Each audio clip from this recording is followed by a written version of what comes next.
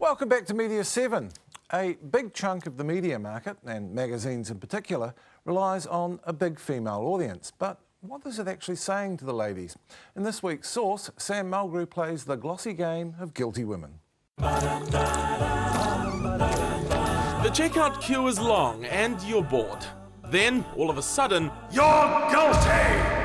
Because you're feeling bad, you're stressed, and you're fat too. And if only you paid off that debt, you'd probably be happier. Now, the obvious thing to do here is buy the magazine with a chocolate bar and feel really guilty about it. Women's magazines harness what appears to be a genetic female guilt complex. And in the case of the latest unscientific online survey, the statistics are really scary. A third of Kiwi women are unhappy with how they look. Over half feel they should lose weight. 2/3 feel guilty about how much exercise they do.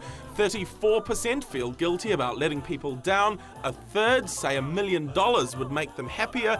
And 2/3 find all this incredibly stressful.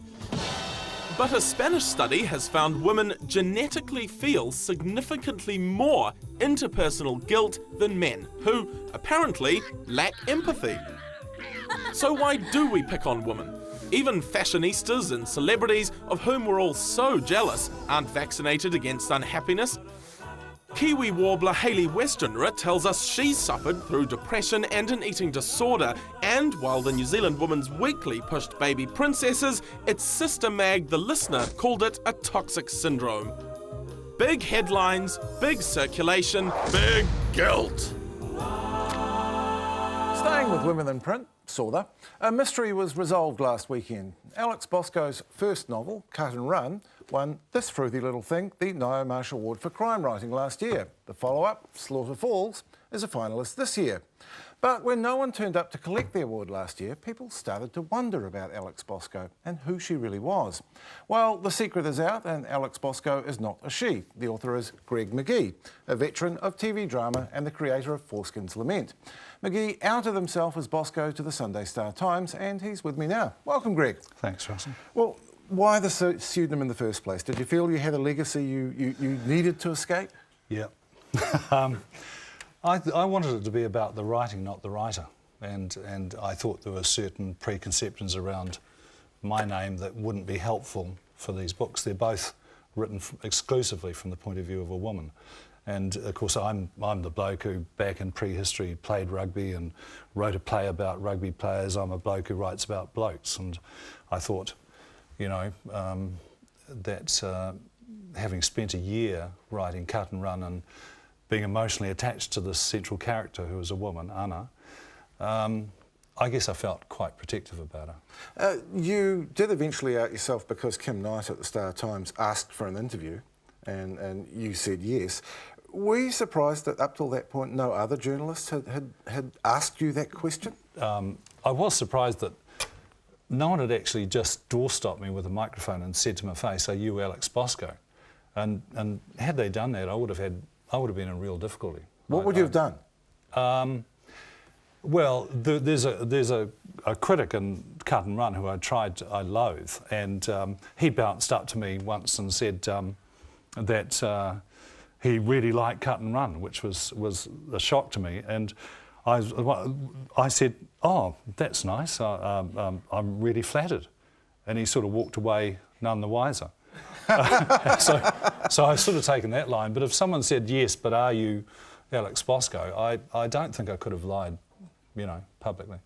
Did you miss being able to talk about the work? No. I hate interviews. I mean, this one apart, but no, it was lovely. I'm quite sad that my career as a woman has been so brief, and you know, it's been lovely. I've had really kind reviews and awards, and you know, now I have to go back to being me. I'm assuming at some point here that Penguin, your publisher, pointed out that pretty much the only promotion that most New Zealand books get is author interviews. Yeah, were they horrified? I had to really fight for the pseudonym, and maybe I'm paranoid, but when the manuscript went out to 5 readers, I worried about my name being attached to it, and I insisted that 3 of them did not know who the writer was, and sure as hell, The two who knew that it was me came back with huge, major problems around the character of Anna Markunas.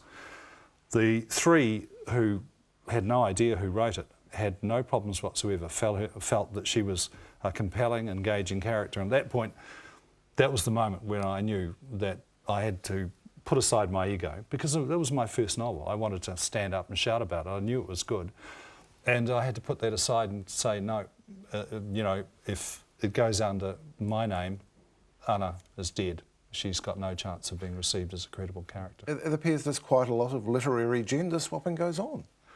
Well, you know, I'm all for, you know, pseudonyms. I think that if you really believe that you know, if you want the writing taken on its own merits, put it out there without a name attached. I mean, I think, I don't know whether it's just something that applies to New Zealand, but I think there's a lot of mealy-mouthed lip service paid to the ideal of the leap of imagination that's at the heart of any creative work. But those same people who believe that also believe that men can't write women, and for instance, Pākehā can't write Māori. And it's patent absurdity, and it's a huge contradiction, and it's found its way into some really dangerous places, like our funding institutions. And just briefly and finally, you've got the awards this Sunday. You're going to be the butt of a few jokes, aren't you? Yeah, I think I should be too. Oh, well, man up. Exactly. Thank you, Greg McGee. Thanks also to Paul Lewis and Bronwyn Hayward, and to you for watching. We'll be taking a well-earned break next week, but Media7 will be back in 2 weeks' time. Until then, stay safe, and we'll see you soon.